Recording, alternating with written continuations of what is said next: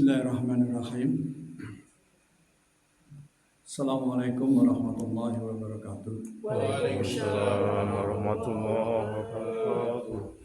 Alhamdulillahilladzi arsala rasulillahi bil huda wa dinil haqq liyudhhira 'ala din wa kafa billahi shahida. Raditu billahi rabba wa bil islami dina wa bi Muhammadin nabiyya wa rasulah. Rabbana zalamna anfusana wa ilam taghfir lana wa tarhamna lanakunanna minal khasirin. Amma ba'du. Kita panjatkan syukur kehadirat Allah Subhanahu wa taala yang pada hari yang 10 terakhir insyaallah kita sudah menginjak 28 hari. Tinggal 2 hari lagi, apakah kita termasuk bisa yang ikut di dalam 10 hari itu atau tidak, semuanya adalah Allah yang menetapkan. Ibu dan Bapak yang kami hormati, kita mengucapkan syukur kehadirat Allah Subhanahu wa taala yang telah memberikan kekuatan, memberikan kesehatan, dan terlebih lagi bahwa kita mengharap sesuatu di dalam Ramadan ini adalah dengan menghasilkan takwa. Kita tidak tahu apakah kita juga mendapatkan surga atau tidak, itu adalah untuk urusan Allah Subhanahu wa taala. Yang kedua, mari kita menguatkan iman kita. Mudah-mudahan Allah menyampaikan waktu yang 1 Ramadan 30 hari atau 29 hari ini menjadi kekuatan yang akan membersihkan. Seperti kalimat Ramadan sendiri itu adalah membakar. Artinya membakar semua dosa-dosa yang telah kita laksanakan, memanaskan rohani badan kita yang mau tidak mau kita ini memiliki dosa dari hari ke hari, dari detik ke detik, dan kemudian sampai dari bulan ke bulan. Allah telah menetapkan bahwa kita ini tidak memiliki dosa apa-apa. Karena kita telah mendapatkan satu ketetapan bahwa sesungguhnya kita ini dalam keadaan merugi, kecuali wal asri innal insana lafi khusrin illa alladzina amanu, bahwa kita kecuali kepada orang-orang yang beriman.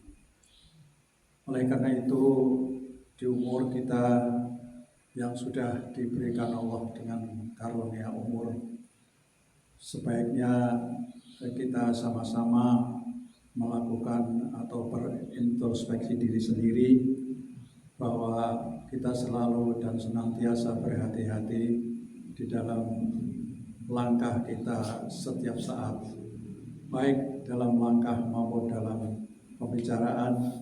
Dan yang terakhir sebetulnya yang paling penting adalah bagaimana batin kita tata untuk menjadi puasa atau Ramadan yang sebaik-baiknya. Di dalam kita memahami agama kita itu bahwa level yang utama di dalam melaksanakan puasa ini adalah bagaimana kita menata batin kita sehingga Allah meridhoi kita semua. Ibu dan Bapak sekalian yang kami hormati, pada kesempatan yang lalu saya menyampaikan bahwa kegiatan yang berkaitan dengan wudu itu adalah ada 4 yang wajib. Tetapi kemudian kita tidak terbatas pada itu saja. Karena itu 4 yang wajib, yaitu membasuh muka kita, membasuh tangan kita, membasuh ubun-ubun kita, dan membasuh kaki kita. Itu adalah rukun wajibnya. Sedangkan rukun yang lain yang sifatnya adalah di luar aktivitas badan kita, yaitu niat.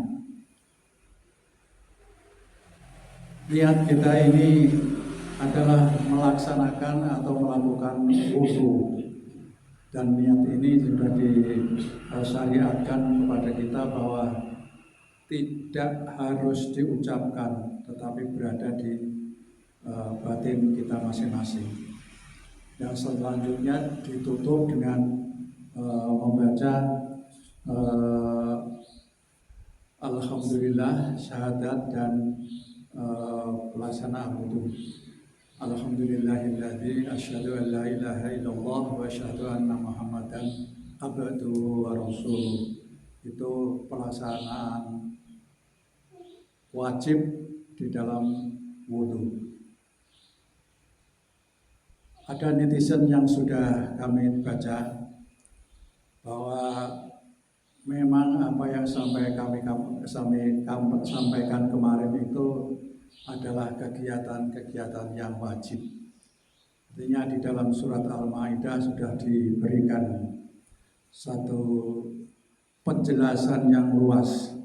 Waktu itu perhitungan kami adalah karena di samping mendadak, yang kedua waktunya yang tidak memungkinkan, atau saya sendiri juga merasa mungkin itu keterbatasan ilmu yang saya miliki.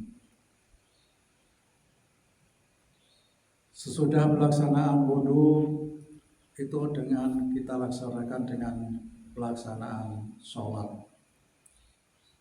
Sholat itu juga diawali, ini kami mulai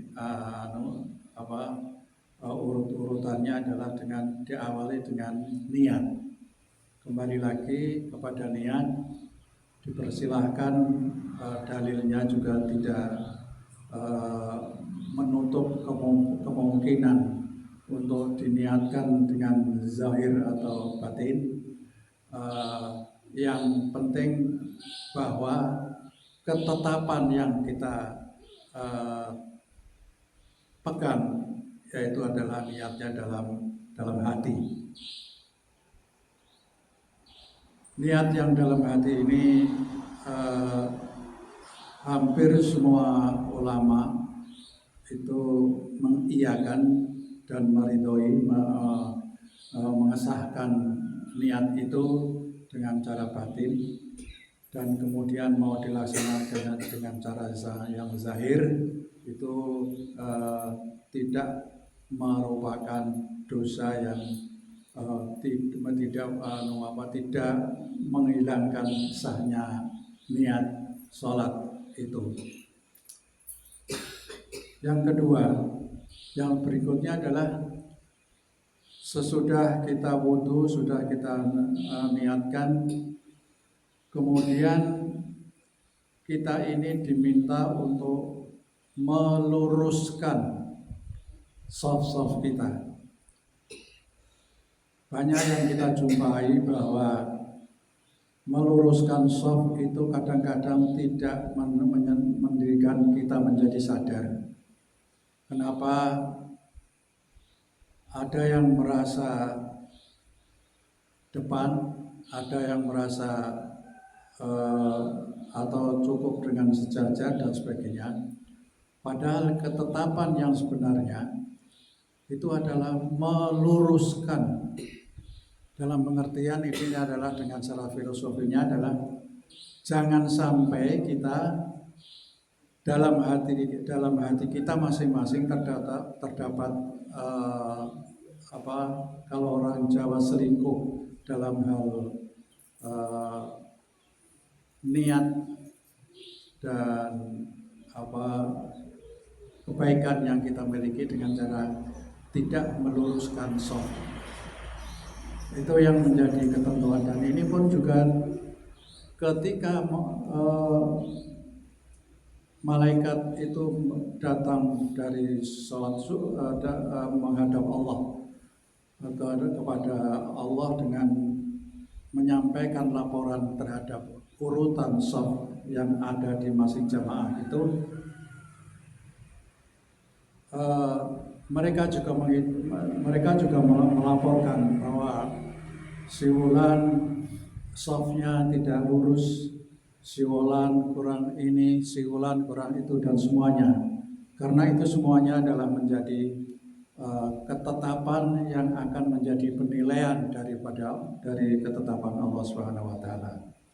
Itulah makanya pentingnya shaf yang harus kita patuhi di dalam sholat. Kenapa sholat ini menjadi perhatian kita semua? Karena begitu sudah saya sampaikan pada kesempatan yang lalu bahwa sholat itu adalah merupakan yang pertama kali ditanya. Sebelum semuanya ditanya atau yang lain-lainnya ditanya, sholat itu ditanya lebih dahulu.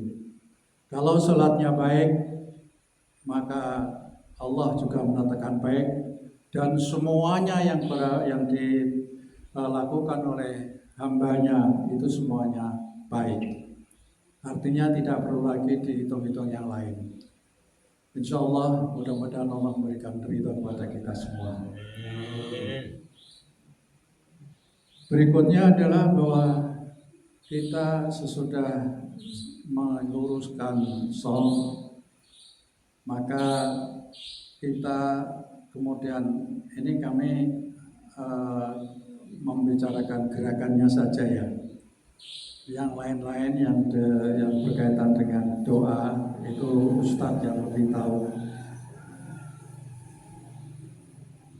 Adalah yang sudah sholat sudah lurus shaf kita, maka kita meluruskan takbir. Takbir kita itu ada batasannya. Yang satu adalah yang pertama, yang dari bawah itu adalah lurus dengan dada kita. Nah, takbir itu di samping lurus dengan dada kita akan kemudian lurus juga sampai dengan telinga kita. Artinya di atas telinga kita yang dilakukan itu tidak menjadi sahnya sholat. Demikian pula kalau di bawah dada kita, artinya di bawah dada kita untuk takbir, itu juga tidak menjadi sahnya sholat. Inilah yang seharusnya, terutama kita yang sudah tua ini ya, atau dalam posisi yang dalam tergesa-gesaan, itu menjadi cacatnya sholat atau cacatnya sah di dalam hadapan Allah. Itu yang dari segi takbir. Sesudah takbir, kita ini akan melaksanakan ruku. Ruku itu tidak boleh terlalu dalam dan tidak boleh terlalu ke atas. Ruku itu kalau di dalam ketetapan yang kita pegang, itu punggung kita itu adalah lurus. Nah, kalau di dalam praktek begitu kita ruku, kemudian ada gelas atau mangkuk yang ditaruh di atas tubuh kita, itu tidak jatuh.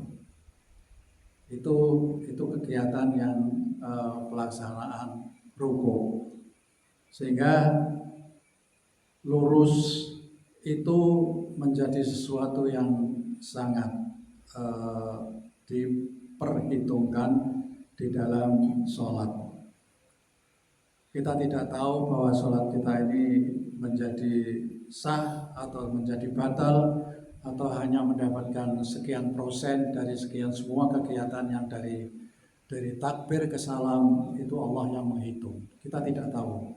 Dan surganya pun kita tidak tahu apakah kita dapat surga atau tidak. Oleh karena itu ketentuan-ketentuan yang ada, baik yang secara rohani dalam pengertian ilmunya yang sesuai dengan syarah atau tidak, itu akan menjadi perhitungan Allah ketika kita dalam keadaan sholat. Sesudah kita ruku, ada kita sujud.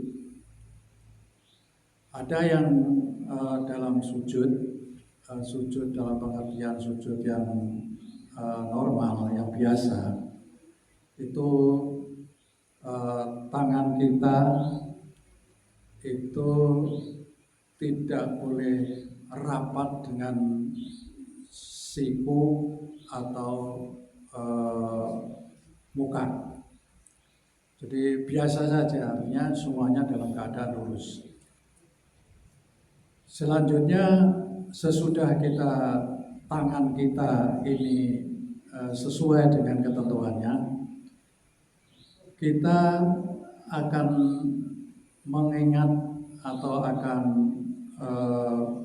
memperhatikan bahwa kepala kita itu yang ditempelkan di dalam lantai itu ada 2 tempat. Kalau kepala ini ya, kepala kita itu dahi dan hidung, itu satu kesatuan, satu tempat. Sehingga kalau dahi aja, sehingga posisi kita sujud itu kelihatan aneh atau lucu, sehingga kita tidak sesuai dengan syarah yang telah ditetapkan. Itu dari muka, sujud dari kepala dan hidung. Berikutnya tangan kita kanan kiri, seperti yang sudah kita sampaikan tadi, itu harus juga lurus, tidak menggenggam tapi terbuka dalam pengertian 5 jari kita itu menempel di lantai. Itu kemudian mundur sedikit tangan kita, kaki kita itu ya kecuali yang tidak punya kaki ya, itu mungkin lain masalahnya. Tapi yang jelas waktu kita berbicara dalam keadaan normal, artinya kaki kita, tangan kita, dan kemudian jari-jari kita, jari kaki maksud saya, itu tidak harus tidur. Artinya telapak kaki ditempelkan di lantai, tetapi harus lurus, baik dengan rapat atau dengan dalam keadaan renggang. Itu ketentuannya tidak mutlak bahwa itu harus seperti itu.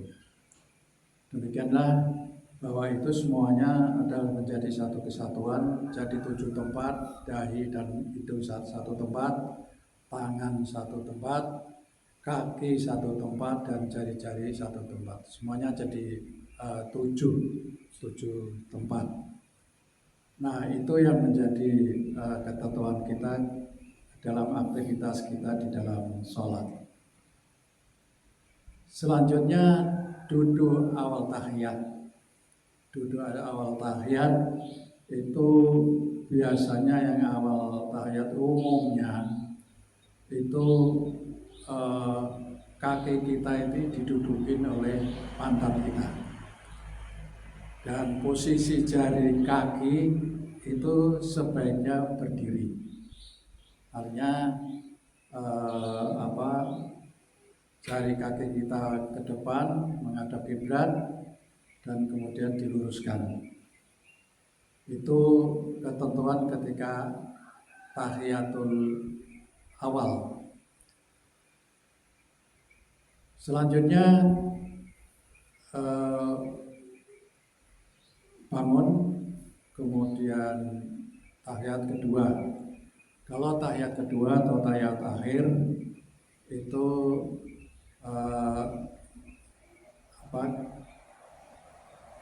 pantat kita langsung ke lantai. Artinya tidak harus kaki kita tidak diduduki. Oleh karena itu perlu dalam kita agak sedikit belajar lagi bahwa antara tahiyat pertama dan tahiyat kedua itu ada perbedaan yang signifikan untuk menjadi sahnya sholat. Kemudian salam seperti biasa, ada yang salam kanan kemudian berhenti langsung ke kiri. Sebetulnya ketentuannya tidak ada. Yang ada ketentuan yang di dalam hadisnya itu bahwa langsung dari kanan ke kiri, tidak perlu berhenti dulu. Artinya kalau berhenti di kiri, berhenti di tengah, itu ada dua kegiatan yang berbeda. Tetapi kalau dari kanan langsung ke kiri, itu ketentuan yang ada di dalam syarah kita. Yang paling penting di dalam sholat ini adalah bahwa kita tumakninah, artinya tidak harus tergesa-gesa. Ada jeda, ada jarak yang menjadi prioritas kita, bahwa kita ini harus secara teratur, secara bertahap, semuanya mendapat ketetapan yang ada. Karena yang paling penting sebetulnya di dalam sholat ini adalah tumakninah ini. Artinya semuanya dalam keadaan selesai dibaca, selesai dilaksanakan, dan selesai diakhiri. Sementara ini dulu Ibu, mudah-mudahan atau Bapak yang lain mungkin saya salah, itu karena memang kesalahan saya, karena mungkin ilmunya tidak mencukupi. Kalau itu benar, datangnya adalah semata-mata dari Allah Subhanahu wa Ta'ala. Yang penilaian terhadap sholat kita itu ada beberapa fase, ada persentasenya berapa, ada ketentuannya berapa, dan yang paling akhir adalah ikhlas. Kalau kita sholatnya tidak ikhlas, mungkin kita tidak tahu apakah itu diterima atau tidak. Tapi kita senantiasa berdoa, semoga-mogahan apa yang kita laksanakan dalam sholat ini, terutama di umur yang kita sudah sama-sama tua ini, bisa melangkah dengan mantap, karena kita sama-sama kembali menghadap Allah Subhanahu wa Ta'ala dengan ikhlas. Soal surga itu yang ada, yang berpegang adalah rahmat, sehingga kita tidak bisa mengharap benar surga itu menjadi milik kita, tidak. Yang menjadi milik kita adalah apakah kita melaksanakan ketentuan Allah itu sesuai dengan ketentuan yang benar dan sesuai dengan surat Al-Quran dan sebagainya, hadisnya dan sebagainya, petunjuk ulama dan sebagainya. Semuanya itu adalah menjadi ilmu kita yang harus kita sama-sama pelajari. Bila itu hidayah, kurang lebihnya mohon maaf. Nasrul minallah wa fathul qarib. Assalamualaikum warahmatullahi wabarakatuh.